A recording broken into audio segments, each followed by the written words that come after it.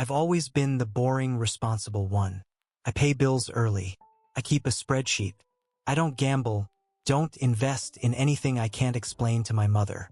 If you asked my friends to describe me, they'd say steady like it's a compliment and not a warning label. So when a package showed up on a Tuesday with my address but the wrong name, I treated it like every other small administrative problem. Handle it cleanly, move on. No drama. The label said, signature required, legal documents enclosed. The name was Calvin R. Mercer. I don't know a Calvin. The return address was a law office downtown. Heavy envelope inside a cardboard mailer. The kind of thing you can feel money in. I should have just written not at this address and dropped it back at the post office. That's what the responsible me would have done. But I'd been staring at my own mail all week. Credit card statement, the new deductible on our health insurance, an urgent notice about property taxes going up again. I shook the package once and felt the thick slide of paper. My brain did this gross little calculation. Someone paid extra to send this. That means it matters. I signed for it, and I set it on the counter like it was radioactive. I told myself I wasn't going to open it. I even texted my wife, Erin, mail mix-up, legal package for someone else. I'll return it. Erin replied with a thumbs up and, okay, that should have been the end. Except the next thing that happened is what I still hate admitting. I turned the envelope over and over, looking for clues like I was a detective and not a middle-aged guy in sweatpants who still gets excited about store coupons. There was a barcode sticker with a case number. A second label that said, Originals, do not copy. My stomach tightened at that. Original what? I slid my finger under the flap. Just enough to peek. I told myself I was making sure there wasn't anything perishable or dangerous inside. Like a rational adult. Like a liar. Inside was a neatly clipped stack of documents with a blue cover sheet. The first page, in big bold type, said, Assignment of Rights, Mercer Industrial Controls Patent Portfolio. Under that, Purchase Price, $7,250,000. 00. $7,250,000. Typed like it was as normal as ordering a pizza. My mouth went dry. I felt this stupid electric buzz behind my ears. It wasn't joy. It was fear dressed up like curiosity. I closed the envelope and just stood there. The kitchen seemed too quiet, like it was waiting to see what kind of person I was. I did what I always do when I'm panicking. I tried to turn it into a task list. Seal it back up. Return to sender. Forget I ever saw it. But my eyes had already grabbed details before I could stop them. Names. Numbers. A signature line with Calvin R. Mercer printed underneath and a place for a notary stamp. A second party listed as Hearthstone Capital Partners. There was also an address for Calvin. And it wasn't far. It was the small ranch-style house 2 streets over. The one with the immaculately trimmed hedges and the black SUV that always parked perfectly centered in the driveway. I had nodded at that guy a handful of times while walking our dog. Older, gray hair, polite in the way someone is polite when they never need anything from you. So now I knew 2 things. The package was misdelivered, and it belonged to a man who was apparently in the middle of selling something worth millions. My responsible side still wanted to return it.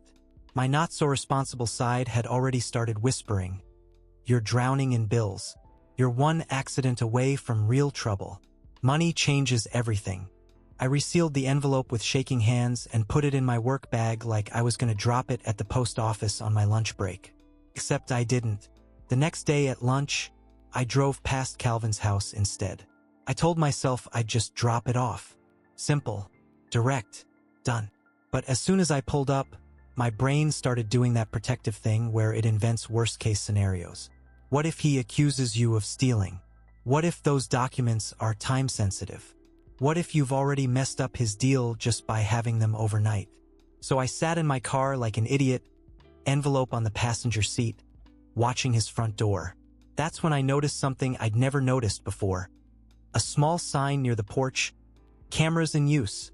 I suddenly pictured myself on someone's security footage, walking up with a legal package, holding it like a guilty person. It was ridiculous, but it worked. I drove away. By the time I got home, Erin was already there, standing at the counter, flipping through our mail. She looked tired, the kind of tired that isn't about sleep.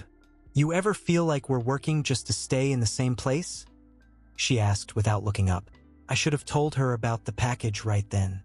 Confessed my peak, handed it over, made it her problem too. Instead I said, "Yeah, it's rough." And I slid my bag into the closet like I was hiding a weapon. That night I couldn't sleep. I kept thinking about that number, $7,250,000. 00. Not even because I wanted it, at least not at first. More because it made my own life feel embarrassingly small. We were arguing over groceries and copays while someone down the street was signing away millions like it was paperwork. Around 2 a.m., I got up and pulled the envelope out. I sat at the kitchen table with only the stove light on, like the world's saddest movie scene. I told myself I would only look enough to find a phone number for the law office. But the papers were organized with little tabs. Someone had made it easy.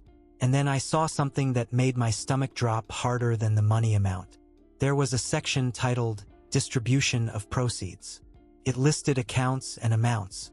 One line said, "Wire transfer, $850,000.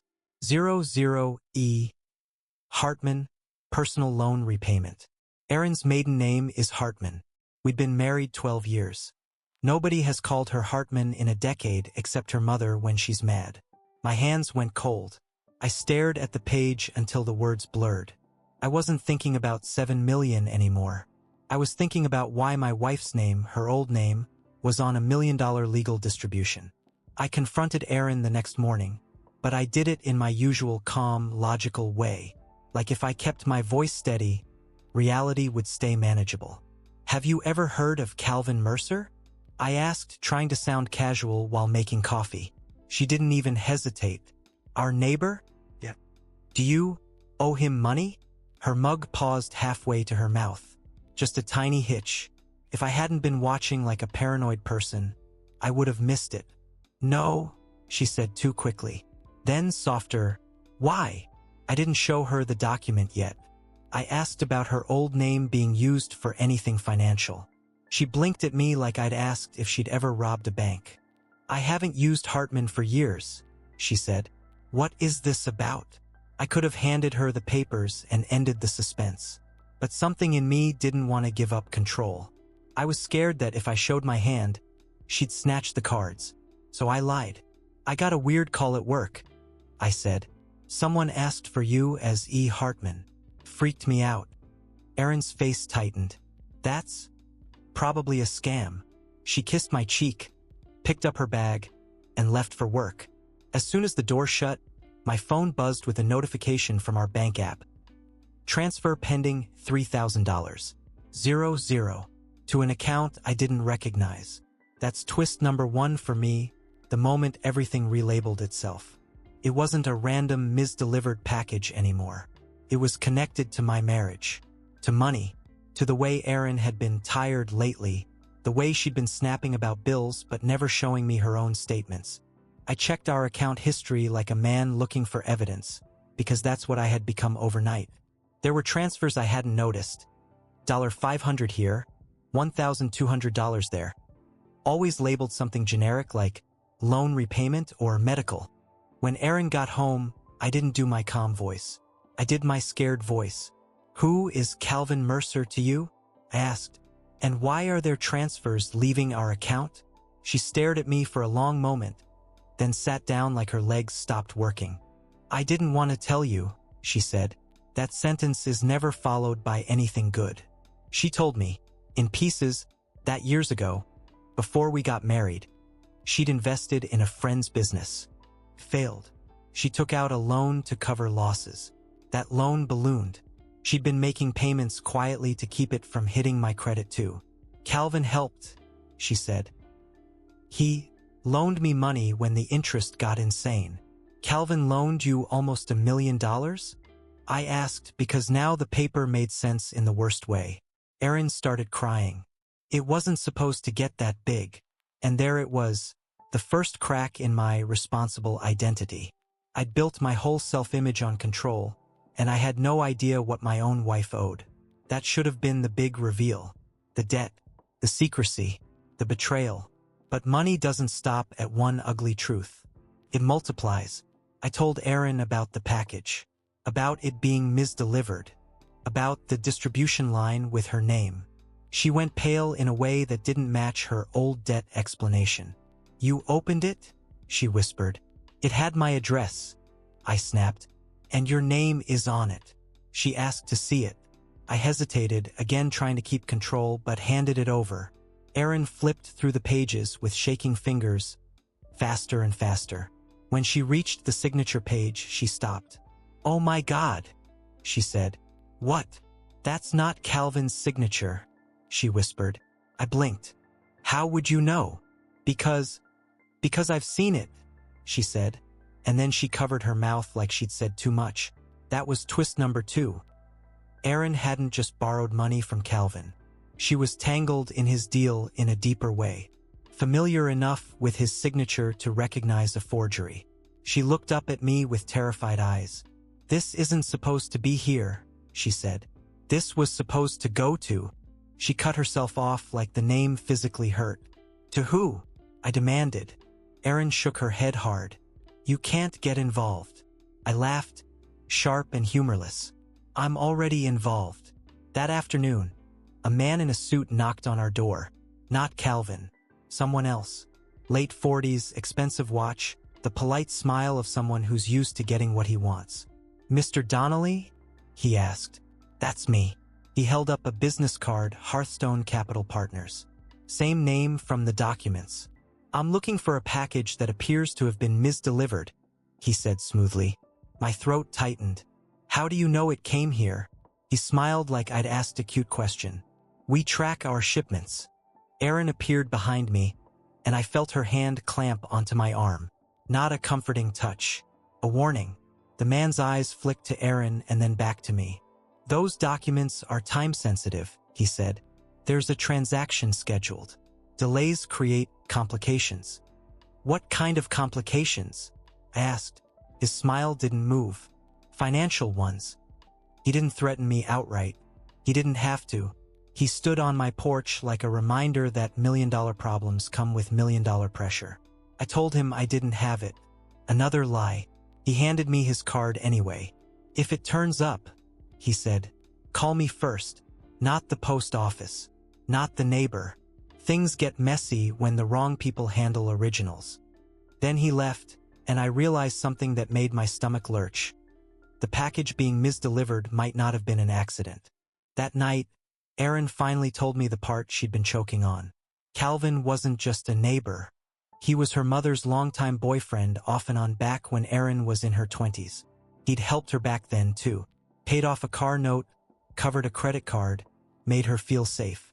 Then, years later, when Erin got into financial trouble from that failed investment, Calvin offered money again. But not like a bank. Like a person who wants leverage. "He said he'd keep it quiet," Erin whispered. "He said it wouldn't touch you, that I could fix it before you ever had to know." "And Hearthstone?" I asked. Erin swallowed hard. "Hearthstone is buying his patents. He's cashing out. And he promised he'd wipe my debt if I helped him with one thing." My chest tightened. "What thing?" She stared at the table. "He wanted me to move paperwork. Make sure certain documents were signed and delivered." "You forged his signature," I said, because my brain had already sprinted ahead. Erin flinched. "I didn't want to, I swear. But he kept raising the amount, like I could never catch up. And then he said if I didn't help, he'd what?" I demanded. "He'd tell you," she whispered. "He'd show you everything. And he'd sue. He has lawyers. I don't." Twist number 3 wasn't just that Erin was in debt. It was that the debt had been used like a leash, pulling her into fraud tied to millions. And the worst part? Some sick part of me understood how she got there. Not because she was evil, because money makes fear feel practical. Here's the part that still makes me feel dirty. After Erin went to bed, I stayed up and read the documents again. Slowly, like someone studying a map before deciding where to bury a body. I found a clause that made my skin prickle. Finder's fee / referral consideration, $250,000. 00 payable upon closing. Referral to who? Then I saw it, buried in an appendix with a list of contacts and intermediaries. A line that said, referral source, J. Donnelly, consultant, $250,000. My name, not John, not Jonathan, just J. Donnelly. Close enough to be me and yet deniable. I felt the room tilt. My first thought was that it was a typo. My second thought, worse, was that someone had set this up. If the forged documents got caught, there'd be a trail with my address, my signature on the delivery, my name as a consultant getting paid. I'd look like the guy who intercepted a deal and tried to cash out. I walked into our bedroom and stared at Erin sleeping. I didn't feel rage in that moment. I felt something colder. I realized money had already started changing me. I was looking at my wife like she was either a threat or an asset, like the marriage was a balance sheet. I hated myself for that. The next day, I called the law office listed on the return address. Not the Hearthstone guy. Not Calvin. The actual attorney. A receptionist answered, then transferred me to a paralegal who sounded exhausted before I even spoke. I said, a legal package addressed to Calvin Mercer was delivered to my address by mistake. There was a long pause. Do you still have it? She asked quietly. Yes. Do not give it to anyone, she said, and her voice sharpened like a knife. We have reason to believe original documents are being tampered with. My heart hammered. I think there's a forged signature. Another pause. Then, sir, you need to bring that envelope to our office today. And if anyone contacts you, Hearthstone, Mr. Mercer, anyone, you tell them you've been instructed by counsel not to release anything. I should have felt relieved, like I'd handed the problem to professionals.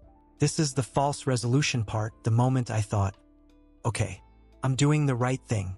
I'm out. I drove downtown with the envelope tucked under my arm like a football. I handed it over. The paralegal didn't even open it in front of me. She slid it into a locked bag and had me sign a receipt. Walking back to my car, the air felt lighter, like I could finally breathe.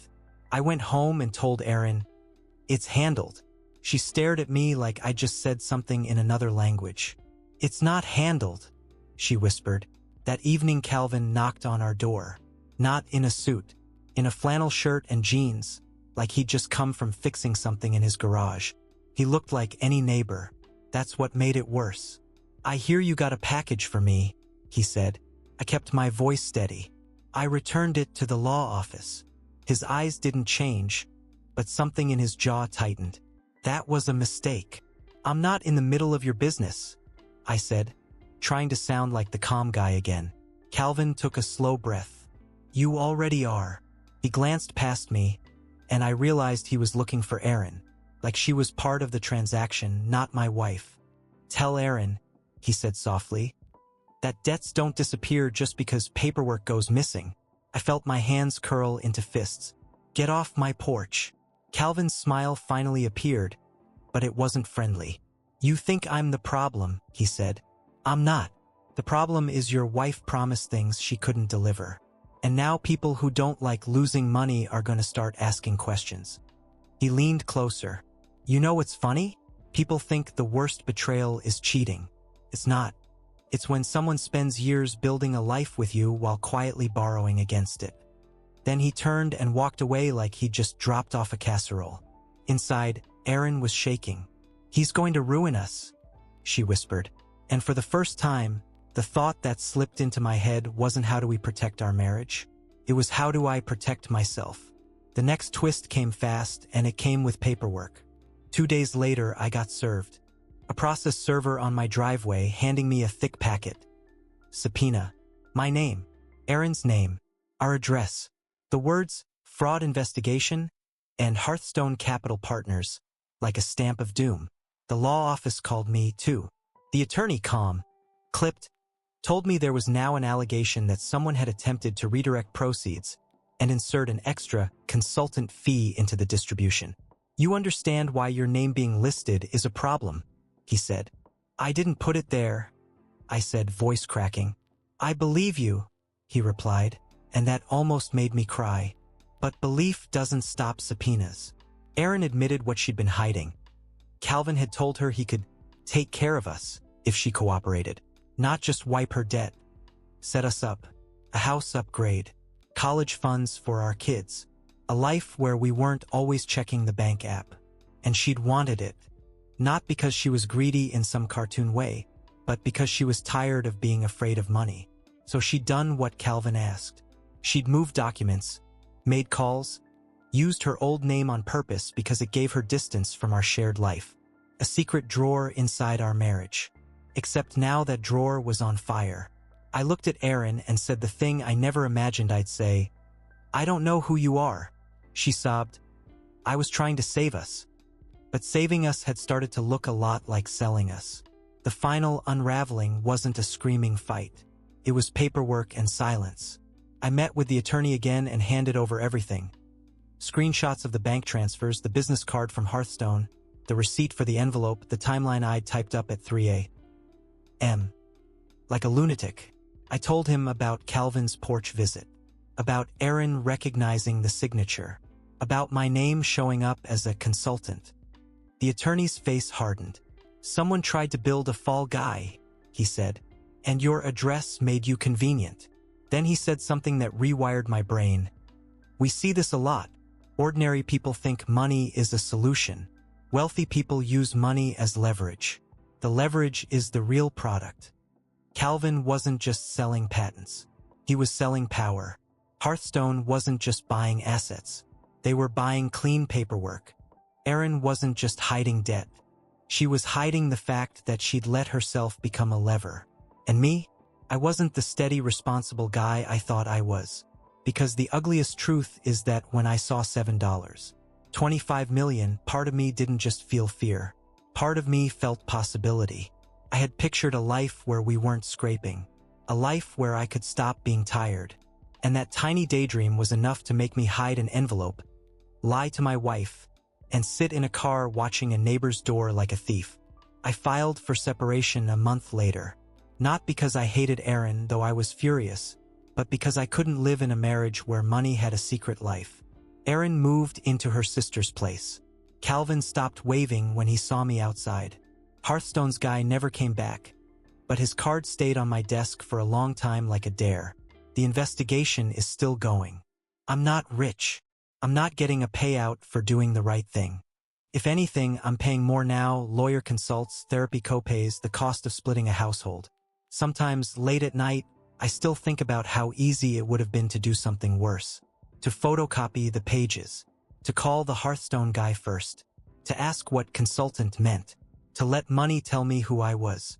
I used to believe I was in control because I was careful.